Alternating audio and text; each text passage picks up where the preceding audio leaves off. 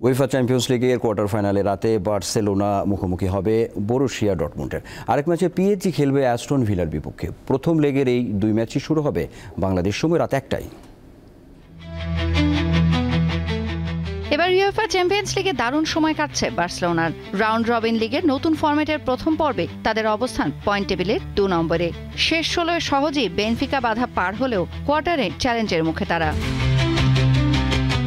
German club বরুসিয়ার বিপক্ষে অবশ্য কাতালানদের record বেশ ভালো। এই প্রতিযোগিতাতেই আগে 3 বার মুখোমুখি হয়ে হারের মুখ দেখেনি বার্সা। সেই সাথে এবারের আসরের গ্রুপ পর্বে হ্যান্সি ফ্লিকের বার্সার তরুণ তুর্কি রাফিনহা, ফেরান টোরেসরা হারিয়ে দেন বরুসিয়াকে।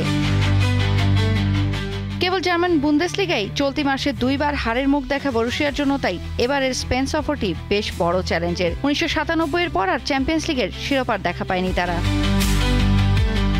ফ্রেঞ্চ লিগে দোর্দণ্ড প্রতাপ দেখানো পিএসজি প্রতি মৌসুমেই ইউরোপের মঞ্চে হতাশা নিয়ে ফেরে। এবারও কিলিয়ান এমবাপ্পেকে হারানোর পরও 6 ম্যাচ বাকি রেখেই লিগ শিরোপা নিশ্চিত করেছে তারা।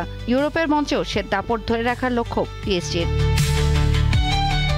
চলতি মৌসুমে ইউরোপের মঞ্চে সবচেয়ে বড় চমক জাগা নিয়ে দল অ্যাস্টন ভিলা। গোলবারের অতন্দ্র প্রহরী বিশ্বকাপ জয়ী এমিলিয়ানো মার্টিনেজ, সাথে এবারে আক্রমণে যোগ হয়েছেন রিয়াল মাদ্রিদের সাবেক স্ট্রাইকার স্পেনের মার্কো অ্যাসেন্সিও, যা বড় স্বপ্ন দেখাচ্ছে ইংলিশ ক্লাবটিকে। তৌসিয়া ইসলাম, দীপ্ত স্পোর্টস।